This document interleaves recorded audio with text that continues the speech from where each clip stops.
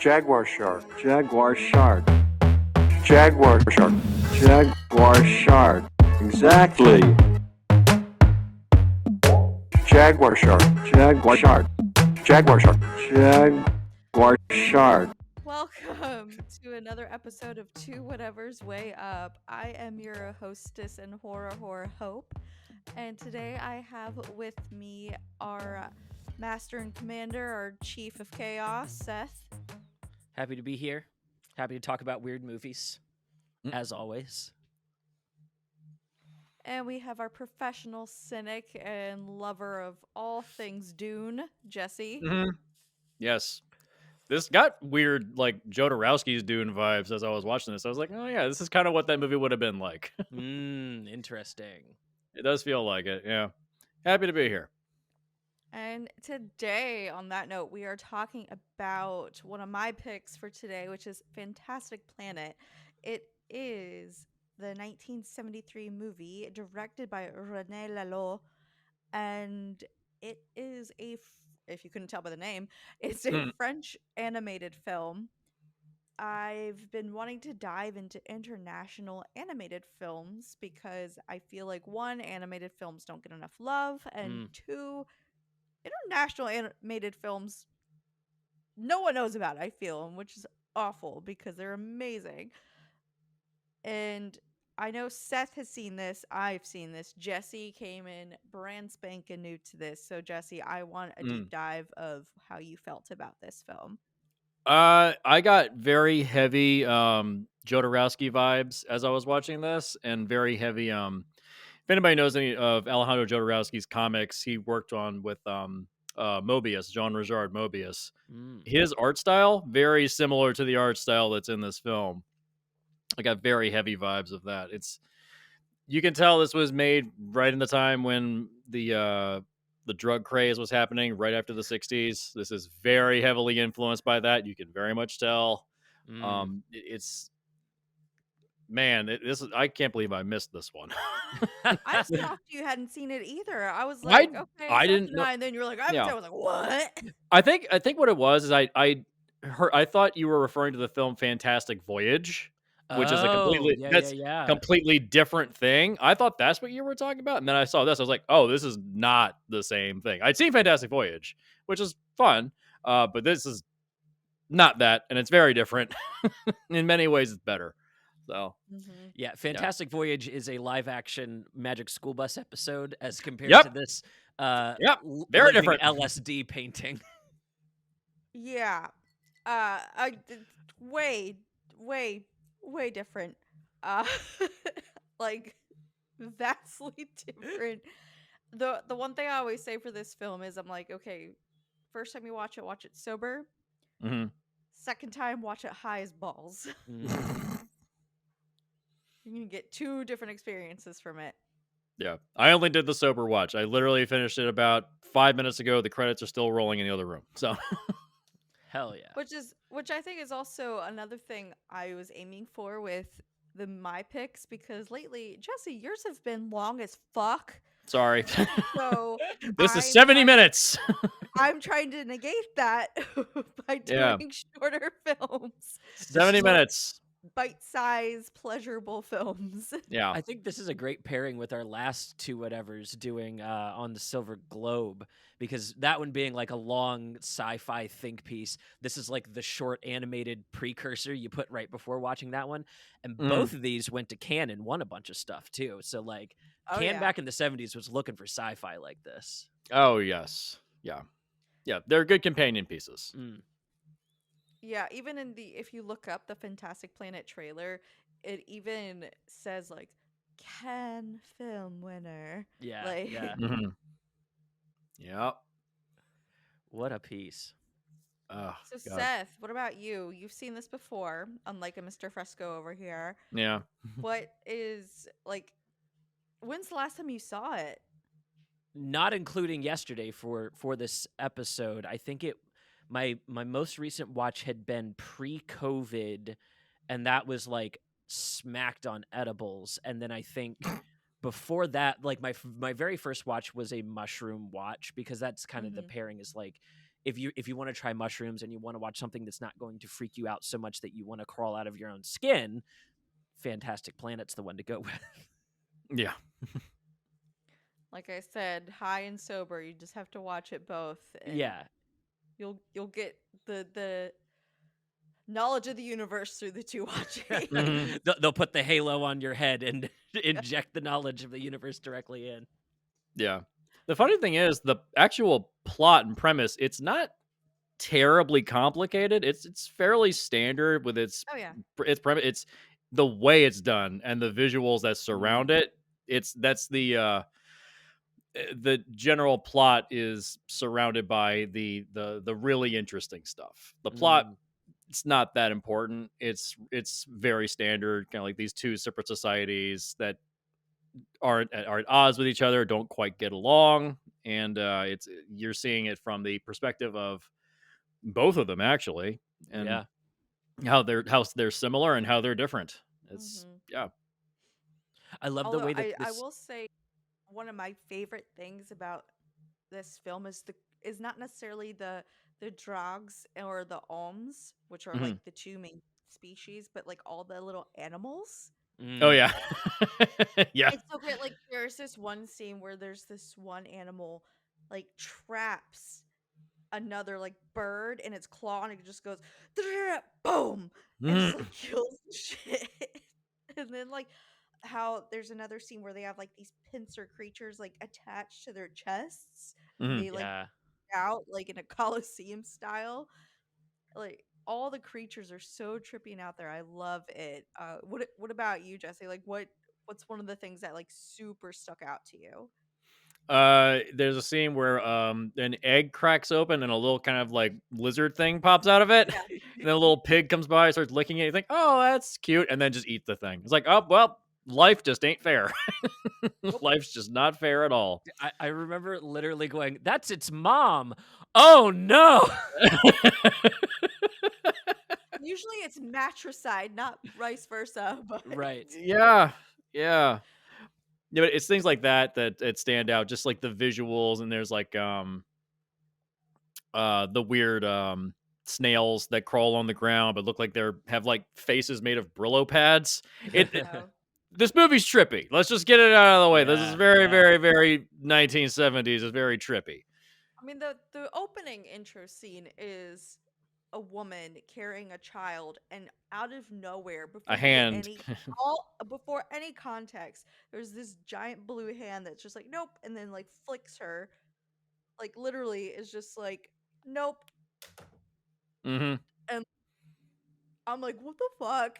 Yeah, I was like, The first time watching it I'm like what is happening. I thought at that point it was like a metaphor for Sisyphus because she's literally trying to go up a hill and gets knocked back down, goes up the hill, gets knocked back down. It's like, yeah, okay, yeah, Nope, it's just fucked upness. yeah, that's all it is. This movie is PG. I feel like it deserves a PG-13 for content. Like people just get Mm. straight up tortured throughout this movie. It's a little hard to Tortured, watch at there's times. a mating ritual. There's genocide. Yeah. The end of this movie is just straight up genocide. I mean, Also the straight up murder of one of the drugs. Right. oh yeah. Like, and even though it's not red blood, there was still blood. It was Oh, just yeah. drug blood. Yeah. Reminds So me I of agree that. with you, Seth. It's definitely not a. It shouldn't be a PG. But then again, PG was a different thing back Yeah. in the 70s compared to Oh, yeah. today. Like rated Absolutely. R technically didn't exist yet. So Yeah. okay. PG-13 wouldn't exist for another 10 years, 12 Yeah, years, something like 10, that. 15, Yeah. something like that. Yeah. So there's like, well, it's animated. It's not real. Give it PG. So I do love the fact that if you really, it gives you a great sense of scale and perspective of these two different societies on this very alien planet. The drugs are, they're superior, yes, but they're only like hunting down the Ohms, the humans, because they're a pest. They're the humans in this are equivalent of like ants or rats. Mm. They're not really evil.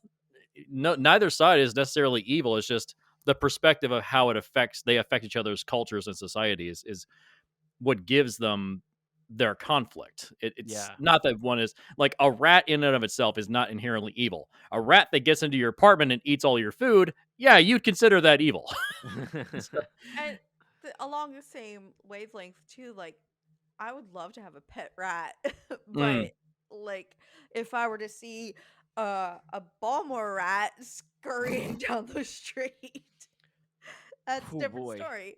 mhm, So yeah, it is a contextual type thing, and also the drugs, how they age differently, how they said, Yeah. oh well, the ohms reproduce more quickly, they can evolve quickly, and because of that you see like the evolution, so to speak, mm, is Right. way faster for the ohms than it would be for the drugs, and it's only but they only see that evolution because they get the drugs technology to learn. Mm. mhm. So it's like, would it have played out the same if Ter, which is like the main Ohm, hadn't stolen the technology?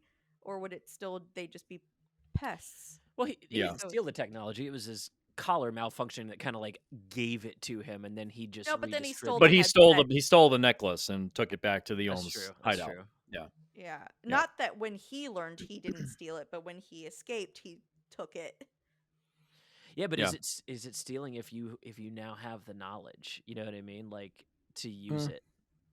I love the way the movie is like playing around with our relationship with our animals and like Hmm. putting ethical questions. Because you got to think in the 1970s, the way people cared for animals is so different than today. Like Oh, Oh yeah. gosh, yeah. today, I can bust your window out of your car to save your dumbass dog if your dumbass leaves him in the car. You know, I'm allowed to do that. Back in the 70s, you could not. You would have been arrested for trying to help animals. Like Hmm. the ethicality of how we treat lesser sentience is such a big question within sci-fi. And instead of leaning into like, hey, let's do AI, this movie decides to go, no.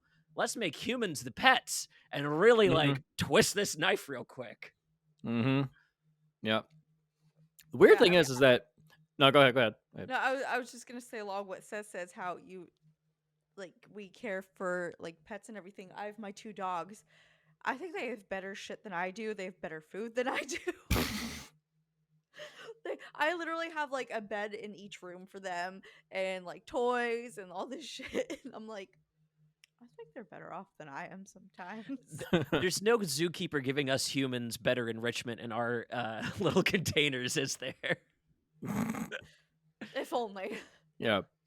The general plot actually of the story, it feels like the original draft of H.G. Wells's War of the Worlds, where the original ending wasn't that it was a virus that was going to kill off the aliens and then they die. Originally, it was going to take place over the course of like 100 or so years, and humans learn the Oh. alien technology and form Oh. an army and fight back. That's basically what happens here. They learn the technology and they form an army and fight back. See, So this, I was thinking yeah. Battlefield Earth when I was Oh, shut the watching a little fuck bit. up. Listen, You're banned, Seth. You're banned. it's a good plot. It's a bad movie, but it's a good You're plot. banned. Yes, we're going to teach cavemen how to fight in fighter jets in the span of 2 weeks. And Tear is able to send his beam knowledge into other people's brains. Like it's a sci-fi. We got to forgive some things. I'll forgive some things. I won't forgive everything. It's a Anyways, I like that plot of like can the humans get together and learn the technology that is mhm, like because that's the thing to overcome. It's not even positioning like the drugs as bad guys, right? It's just this is a thing to overcome if we want to grow as a species ourselves. mhm. Yeah, because at first they were so against like learning anything. Mm. Like they were about to kill Ter because he's like, well, we can learn. Like, There's you still know. a tribal society at that point. Hmm. Yeah. Yeah. The fact that all the tribes, it isn't until most of them get wiped out, then they're like, okay, fine, we'll learn the technology. And then look at that. Everything turns out much better. Well, it's also, if you noticed, the men who ran the tribes were killed off, and it was the elder woman Yeah. who finally spoke up. She's like, "Well, these motherfuckers aren't around. Everyone listen to me. I'm the older, wisest one now. We're gonna go with them." Yeah. Right. So Yeah. it's also like how even in these different societies they keep like a hierarchy and keep certain people down. It's so multi-tiered. It's such a basic plot, but it's so multi-tiered. Hmm. Yeah. It's always old men with small dicks that try to run everything and ruin everything. It's always that. I will say though with the drugs, I loved how they were like they had technology obviously, but I loved Hmm. how they were like a meditative Yeah. type of society, and you don't see that. Usually it's like very either scientific or very like primitive, but they were Mhm. just like in the middle, and they're like, we're just gonna meditate, we're gonna use or free our minds, you know. And that's actually really not common in sci-fi to have Yeah. such a holistic approach to things. Or even like the optimism within that to say, I believe in a society that will progress for its ability to look inward. Most sci-fi says Yes. a society's going to crash because we can't do this shit. Like, and this is going, no, no, Mhm. no. A society, if it's willing to look inward, could learn these things. Mm-hmm. Yeah. Yeah. Which is what the humans eventually have to do, because when Right. they never look inward until Terra shows up. Also, character's name Terra, short for Terra, Terran, Earth. You know, simple. It's also interesting that all the drugs, they're non-binary. They don't really have male female sex. They're all the same. They all look the same. Yeah, they don't have any hair. They look like weird fish people. Yeah. Yeah, but the humans, they still have male female genders. Yep. Yeah. Mm-hmm. So The only it thing that I would say is with the Drogs is like the our main family unit of Drogs. They were like, oh, your mother, oh, your father. But like, yeah. if they hadn't dignified that, I'd be like, okay, it's just a parental unit. Yeah. Yeah. If they didn't point it out, I wouldn't know. So, Right. And I like the idea too that when you're dealing with like these kind of fantastical alien situations, that's our earthly approximation of what would be their language, their culture, things like that, where like we put things into easy boxes for us and be like, oh yeah, there's like a mom and a dad because one of them's submissive and the other one's not, and that's easy for us. But like on an alien planet, it might not even line up that way to them. And I mhm. like that it leans into that kind of blankness of no, just look at this as like an entire race instead of concentrating on the individuality of each one. Yeah. Mm-hmm. It reminds me a little bit of a lot of Ursula Le Guin's science fiction novels like Left Hand of Darkness, where a human emissary comes to a planet in order to try to get this planet to join the galactic ecumen, kind of the galactic community, because they Yeah, haven't yeah. quite progressed there yet. And his introduction into that society kind of causes fractures in the society, realizing, oh, everybody that's on that planet is non-binary and they all kind of get along, even though there's various continents. And then in him being there, they realize, oh, there's other species outside that aren't like us. And that causes fractures and fragments and wars to break out because Oh they no. never experience conflict or war until he shows up. Whoa. Yeah, Yeah. that's cynical. That is damning. Yeah. Then the third book in that series is I can't remember the name of it, but it's very heavy Vietnam vibes. Very heavy, like, us being there is the problem. So Yeah. Well, Hope, I want to circle back around. What was your first watch? When did you discover this movie? I discovered this, so I knew about this movie long before I actually was able to watch it. It had been, I mean, it's a Criterion film. It's like has numerous awards, all these things. Mm. So it's been on my list for a while. The first time I watched it though was probably a couple of years ago though, and it was like the best thing ever. Like I was like, it's a whole new world and I love it. Mm. And it's, gosh, I want to say honestly, it was around COVID is when I watched it, Oh honestly. wow, So yeah. like it was a huge escapism for sure, I which remember when helped out. Max when Max first got put out as an app that they were pushing Fantastic Planet and like the Criterion collection of Mm. movies they had on there. Yeah. Hmm. Yeah, Max has gotten really good. They've got Criterion stuff on there now. Not all of it, but a lot of it. And they also just got a lot of A24 stuff on there as well. So Oh, they're dude.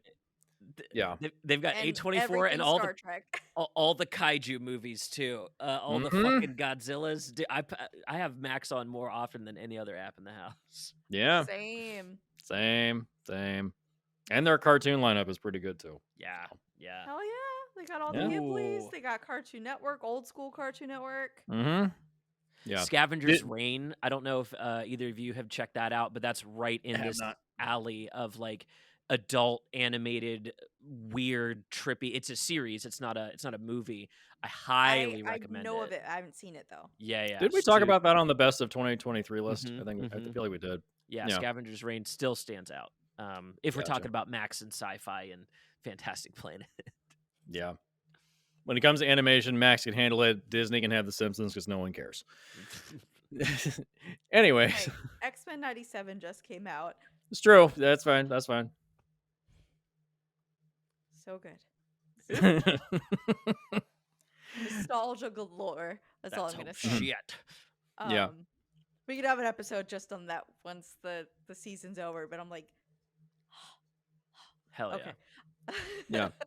Was it strange at all that the child that's in the opening of the film that becomes Tear's caregiver that didn't show up again after Tear escapes? Wasn't that strange to anybody? I felt like he was meant to come back at some point. I felt like they could have brought him back. I mean, possibly, but again, when you think about it, one like week to them was 1 year for like us. Mm-hmm. So the caregiver, the child, is most likely still very, very young in comparison. And by the time you see it on both ends, it's scaled way beyond like this child's plaything. Right. So true. I think it's okay that we don't see it anymore because obviously it goes to the higher ups, the delegates and everything.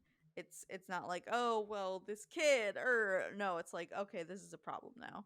Yeah. So I get what you're saying because it was a focal point, but also like it had moved past that arc. Mm. That's fair. I'm curious too if that character's archetype isn't more representative of like the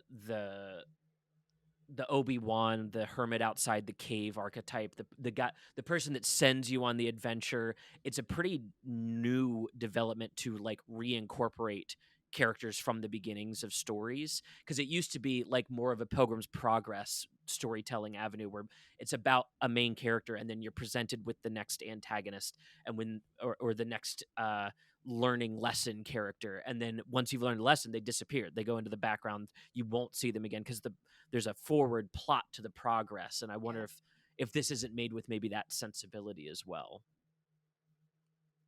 This is old, like we're looking at something 50 plus years old now. Like this Yeah, is just it was made in 73. It was released pre-Star in Wars. It was released in 73, so it was probably being made 2, 3, 4 years prior. Yeah. When I did- everybody was still high on acid from the 60s. I did do a dive into how they animated this because I love this animation style. Yeah, I was gonna ask if you had looked into that because I hadn't gotten the chance to, but I am so curious. So please. You know what I got vibes of? You guys ever watch any of those animations from Monty Python? That's Terry Gilliam's? exactly where you're supposed to go with that. That's exactly okay. Yep. So that specifically the Monty Python style, this Fantastic Planet style, this is a style of animating that came around to cut corners and be cheap.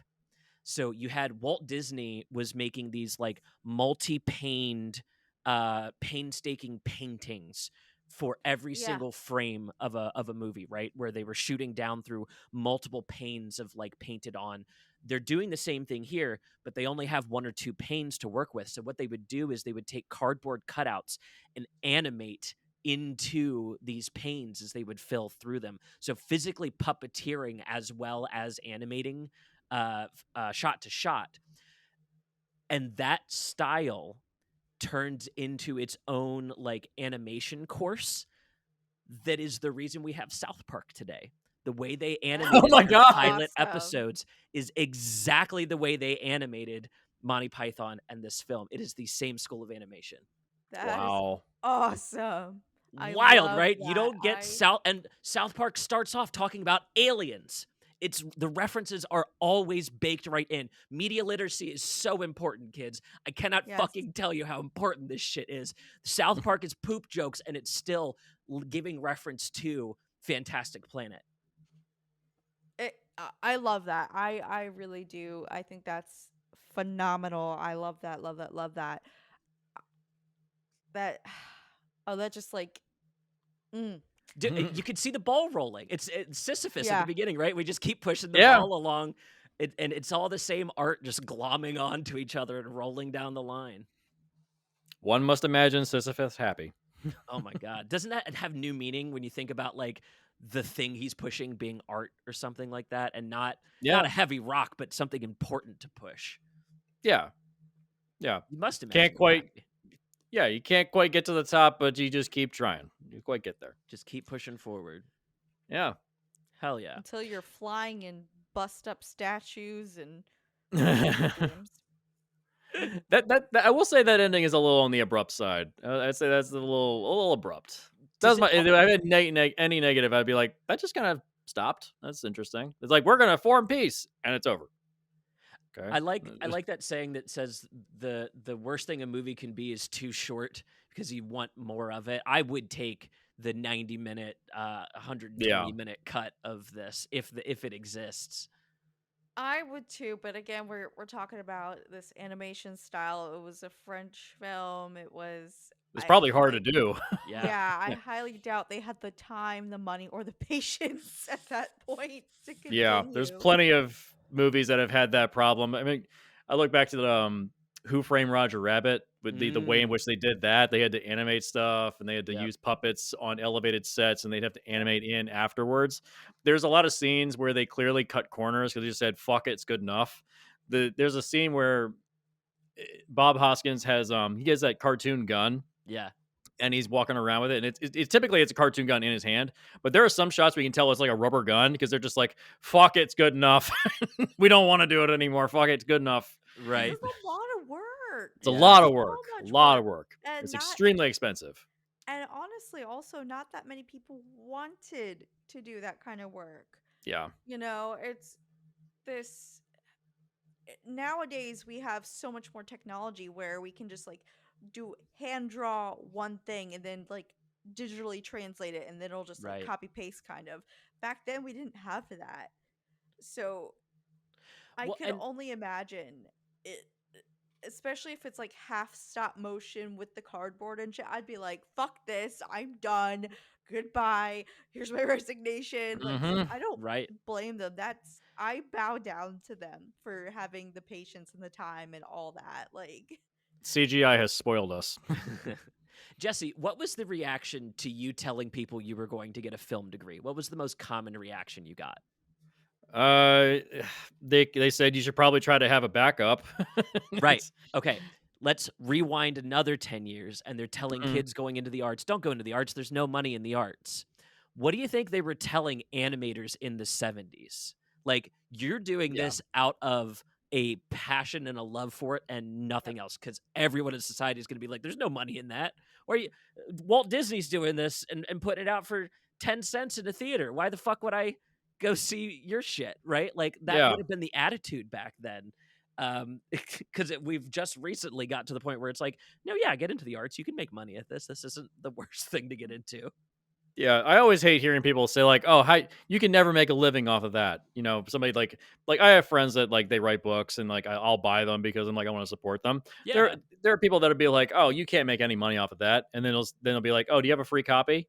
No, I don't, asshole. You can buy it from me, you Ooh. cocksucker. that I Ooh. think is the biggest slap in the face to do is, especially for someone who animates or any trade person. Like, even if I've had friends who like I've had friends who used to do my hair. They're like, "I'll give you free haircut," and I'm like, "Okay, cool.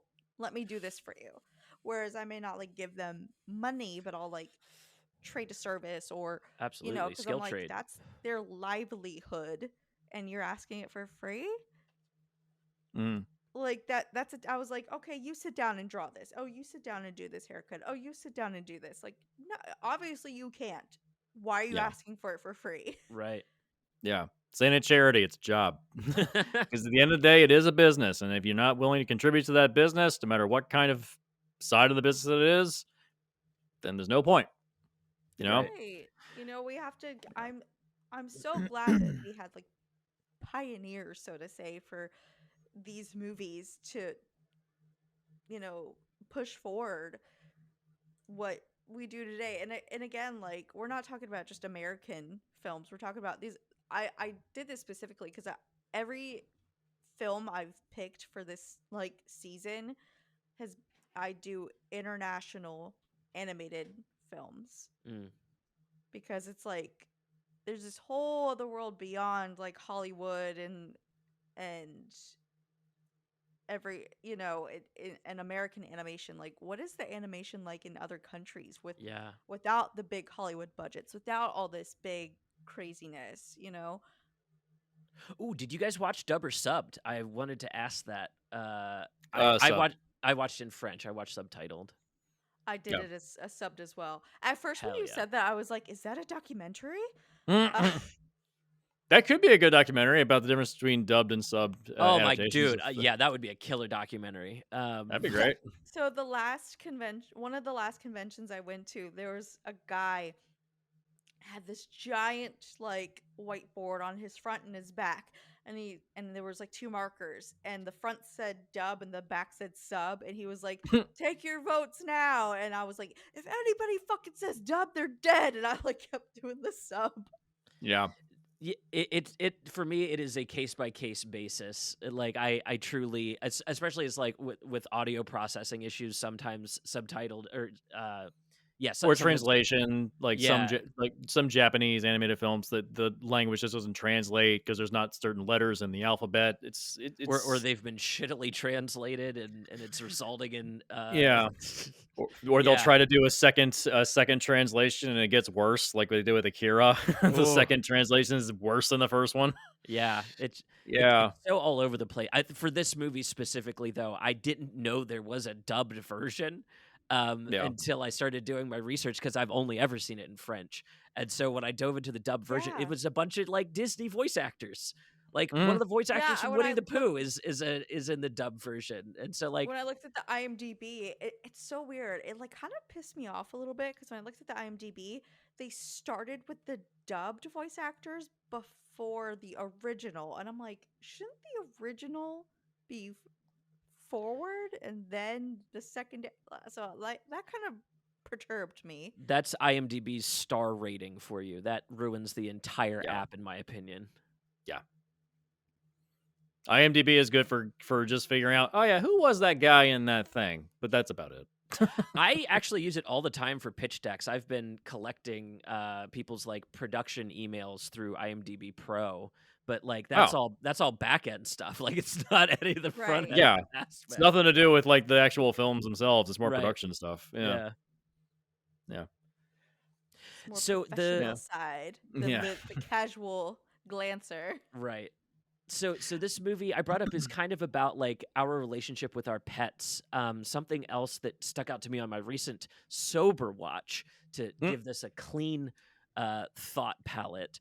I was noticing the movie was very interested in talking about something that I don't see talked about in movies a lot, which is anthropocentrism, which is the idea that because we are the most sentient to ourselves on this planet, that we consider ourselves to be the top of the planet, although Yeah. evidence could suggest that like elephants and dolphins are living just as elaborate emotional social lives as us.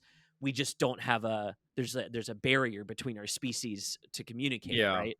Right. I've heard that apparently if the human race was to be wiped out, I think the octopus would evolve first and would actually begin to take over. They have Oh, dude, the most intelligent. octopi are smart as anything. Yeah, Right. I saw a video of it was an octopus in a pet store, and people were wondering why are the fish on the other side of the room disappearing every night. And so you saw a video of the octopus crawling its way out of it would lift up and move the tank aside, the lid of the tank aside, crawl out, go down, go across the floor over to the other tanks, eat all the fish, and then go back and then close its own tank. Yep. Like, they're incredibly intelligent, and they would probably evolve first to take Just over. like how there's been times where people like put a screw cap on and they like unscrew it, get out, re-screw it, Mhm. or there's times where they even are like, "Hey, you," they'll grab it with its like tendril and be Yeah. like, Yeah. "Come here," Mhm. and it's like, "Oh, okay." Mm. So in psychology, there's a cognitive scale. So when you hear a like clickbait title like crows are as smart as a 3-year-old, when you see something like that, that is we have a like scale for animal intelligence that we Mhm. scale along to our educational system to like have an idea of how smart a creature is. When I was a kid, I loved octopuses, and my science book said octopuses are as smart as a 3-year-old child. The most recent reports on octopi are that they could probably pass an SAT if we gave them enough time to learn the content with it. Like, they have the Oh yeah. cognitive processing ability. Not that they have like like English in their brain to do it, but they have enough cognitive processing ability to do something like pass an SAT. Mhm. What the fuck? Like, Yep. why are we not investing in talking to other creatures the way that the Drogs learn to talk with the Ohms? You know what I mean? Like that. I thought that was really a cool part of the movie. I do like that, and I love how like you're melding all this together because it's such a huge thing. Even if you just break it down to human versus human here on Earth, it's only within very recent years that we've begun to explore like translating technology. Oh yeah, yeah. And even if we don't include other species, which yes, there actually is a lot of progress with different interspecies communication and learning, which that that's a whole other thing. But like even just like human versus human, like it's only been within recent years that we've started like translating technology, like how you see in sci-fi movies, like Yeah. where they have like the thing implanted or whatever. Like that should be our first thing because there's so many issues that could be resolved with proper communication. Right. Just like with the Ohms and the Drogs, like they were like, oh, they're just pets, they don't know any better. But they're like, oh wait, once they communicated, they're like, oh shit. They were like, oh wait, how did they know what's in the boxes without opening the boxes? How did they organize it? It's like, well, they started to communicate. Yeah. The wonders of communication is amazing. I think language is our best tool that any species has, whether it's Yeah. the bees with their signals, whether it's ants, whether it's us. The communication is the best thing on the planet, I think. Mm, It's the crux of the Ender's Game series. Like, why does the war start? right. Well, we can't communicate with the bugs. Or there's another series called the Forever War, where it's about just an endless war. Hey, Helldivers, and it's just like this endless conflict that goes on and on and on and on. And finally, somebody figures out how to communicate with the aliens. And the humans' first question was, "Why did you attack us?" And the aliens went, "What do you mean? You attacked us first." Yep. Oops. And finally there's peace. Damn. So finally, it's like it's just a huge misunderstanding. Just not being able to talk to each other is the biggest problem. Mm-hmm. Yeah. Yeah. So another aspect of this movie that I thought might be a cool way to lens it, and only because we've been on this train for a hot minute with some of our other picks, simulation theory. Oh God. Yeah. Okay, so track with me here. The Drogs are us up here, you know, our Hmm. regular people, the ohms would represent our simulated people in this metaphor. We are the Um, gods above them, kind of well, thing. and then the idea that there's probably another stack above us, right? So there's self-interest in learning to communicate lower, not higher, because Mm. if we prove that as the higher beings we can communicate lower, we prove the beings above us can also communicate down to us too. So it makes the most sense to like invest in this communication, like we're talking about, in like in our own self-interest, going down and saying like, oh, how do we take care of these people? Because if we prove we take care of our simulations, our simulation might get taken care of too. It's like Mm. empathy through self-preservation. You just made Ant-Man 3 a lot better. Okay. Oh God, that movie could have been so good. That movie could have been so fucking good. If not for MODOK's disgusting, horrible ass in my face. You're talking See, about the what highlight of the I film. What are you talking about? what I was gonna say is, I don't know about you guys, but I know I actually communicate with my dogs. Oh Like yeah, yeah. Absolutely. they can look. We don't speak the same language, but they look at me and they're like, I can like hear them, and they're like, "Mom, it's this," and I'm like, "Well, fuck you. It's not time yet," you know. But like, we'll have a full conversation. Even though we're not speaking the same language, like we understand each other. It's crazy. Even that like rudimentary, like we understand like wavelength. Yeah. You know, like that right there could be a huge thing. Even, but what I find interesting, and I want to hear you guys' take on this. So the Drogs are very meditative, thought provoking, astral projecting Mm. type beings. With someone who's with this that's so like spiritual and like very thought provoking society, I'm wondering why they looked down so much on the ohms when obviously Mm. they're a higher form of other creatures on the planet. So like you would think their minds would be open more to communicating. So Right. I want your guys' take on that because I think that was a very interesting thing is how they're so otherworldly and they understand so much, but then they're just like, no, fuck you. They probably didn't see the Ohms as being capable of that level of communication because the humans, the Ohms are portrayed as being like ants or pests or cockroaches or rats, like a thing that a pest you need to get rid of. Like even the end of the film, the genocide sequence, they're sucking them up with like vacuum cleaners Yeah. and hitting them with magnifying glasses and burning them. Like it's the things you do to ants or cockroaches. If any of those got into your house, you don't even think twice about like, no, they're going to ruin my house. I need to get rid of them now. Like I'm not interested in talking to them. I just want them away. So, I will say, with cockroaches, yes, but like I actually saved the spiders in my house and things like that. So, well, that's just yeah. me. Yeah. Spiders, they actually help get rid of other pests. Whereas Yeah. like cockroaches, they will just destroy your shit.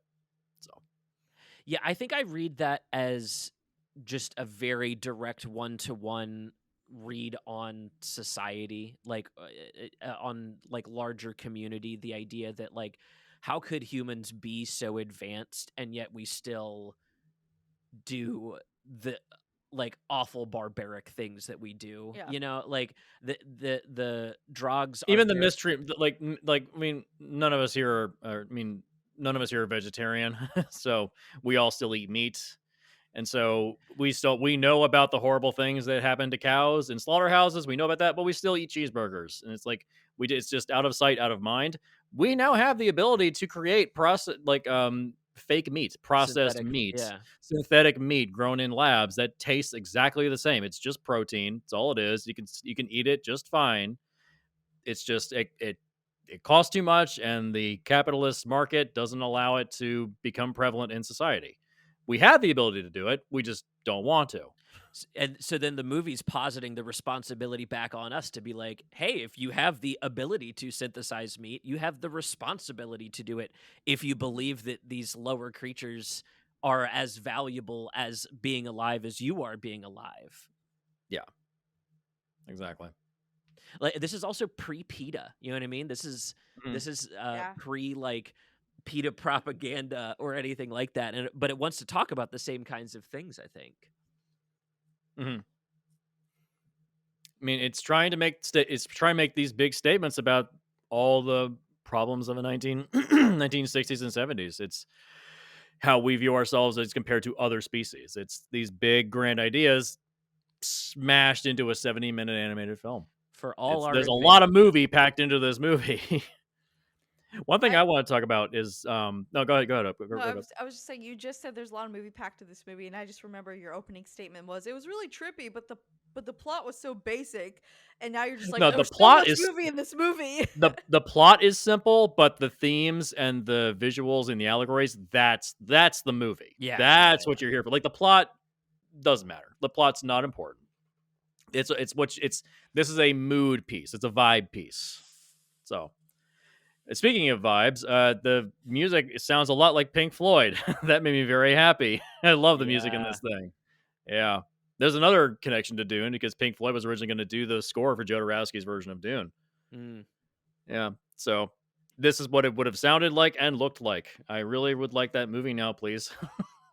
So I could retire now if I had like a nickel for every time Jesse's mentioned Dune in an episode. yep. I need to go see it a third time. Jesus Christ. I haven't even seen it a first time yet. That's why we can't do an episode on it, damn it. Well, the next movie I'm gonna see is Late Night with the Devil, so sorry. Oh, yeah. I Good need to see that. move. Good. Yeah, I need to see move. that. Yeah. I gotta stick with my theme, man. Fuck you. I know. That's Malchin. He's pitching a good game. Hell yeah. Mm-hmm. So, with this being said, I also am very interested in the fact that the director didn't really do too much stuff. This is like one of the very few things he did. So, I'm looking at his the movies that he did. He's only done like a handful of films. I mean, some filmmakers only do a handful of films. They do a couple things here and there, and then they just kind of go back to doing their own thing. Yeah, he only did, I want to say, one, like Yeah, from what I found, he had a 3. bunch of shorts and then like 3 Yeah, features. he did 3 only like feature lengths, and the rest were shorts. Mm-hmm. So I think that's really interesting. And one of the last things he did, yeah, and it was actually really spread out too. Which I wonder, I guess the point I'm trying to make is I wonder if it's just because he had the passion for those certain things, or do you think it was, the money issue, or He from what I had read, he was originally a painter, so this is like artistic expression kicked up to 10 for him, right? Like to do Yeah. moving paintings. And I would argue that a lot of the art in this movie is motion painting more than like animation specifically. Yeah. Oh, So yeah. the way that he uses wides and silhouettes to turn people into literal ants, you know what I mean? Just like little black lines with squiggly legs, that like he very purposefully does that. But he was also like I think a screenwriter, and so I'm curious if like animation was some like his passion, but also all like we're talking about all this hard work. He only did these features across the course of 10 years too, so that's like one every couple years. That's a decade of animation. I wonder if it worked out of his system. I'm curious at like as he got burnt out from it. Yeah, you hit a point where you're like, you know what, I've done this for 10 years. 10-year stint makes me an expert in this field. I'm sure, he probably like helped work on other things and gave like advice and that kind Hmm. of stuff, you move into that kind of place later in your career. So I'm really curious if just like doing three big French animated films was like that's plenty for me. You know what I mean? We're not faulting Quentin Tarantino for his 10, right? And it takes him 5 fucking years to bring a movie out. Oh, I'm not faulting him whatsoever. I Yeah, just think it's very interesting, that yeah, I feel, I guess it's because I wanted more. I think maybe that's why. I'm like, his stuff was so unique and profound. I'm like, but more. mm, So it's not like a how dare you. It's more like a right. please. We can't get Miyazaki to fucking stop working, and this guy's only going to crank out 3 movies for us. Are you kidding me? That's what That I'm guy, saying. that guy Miyazaki came out of was retirement. fired 10 times. That guy came out of retirement and took the fucking Oscar for the one he came out of retirement for. As Dude, the buff parakeets prophesied. that is the most baller move ever. Like, yeah, you fucking kids. Jesse, did I send you that I think that you sent me that. the meme Donald Duck rolling over in bed, and it was Miyazaki when he finds out he won an Oscar. It's just Yeah, back to sleep. yeah. And I'm done. Ugh. I think it might have been that it might have been that he was probably working like a standard normal job, because most people, a lot of like lesser known filmmakers or lesser known artists, they'll work a normal job and then do their artistic stuff on the side. Like Mhm. this could have just been his thing on the side for a lot of time. He would work doing his normal job and then he'd get enough money to take time off to do this. It could have His been passion that. I project. wonder And if that's he could, more yeah, impressive that way too. Like yeah. to not be able to concentrate on this all the time, and this is the stuff you're putting out. That's what I'm saying. Like, again, like, I'm not faulting the dude. I'm like, I just wanted more. Right. Mhm. Just like how we were all saying earlier, we wanted more of just this movie, let alone the rest of his stuff. Like, just Right. more. I'm greedy. Give me more. Curious. I'm gonna take a look and see if his other movies are streaming anywhere. I mean, there's only Not 3 Fantastic features. Voyage. Not that one. Not the one I confused it for. No. He also did The Masters of Time as well as Gandhar. Gandahar. Masters of Re-released under Time the has a badass fucking cover, so I want to see that. Right? Also, speaking of which, that actually has the same look as Mobius. That he worked with Mobius on. See, there it is. There's the Mobius connection right Hell there, yeah! Oh, it's There it $4 is. to rent on Prime. dude. Boom. Hell yeah. I might add that to my watch list real quick. You're seeing it live on the episode. If you see the letterboxd later, no, you didn't. Mm-mm. Did you see it? No, you didn't.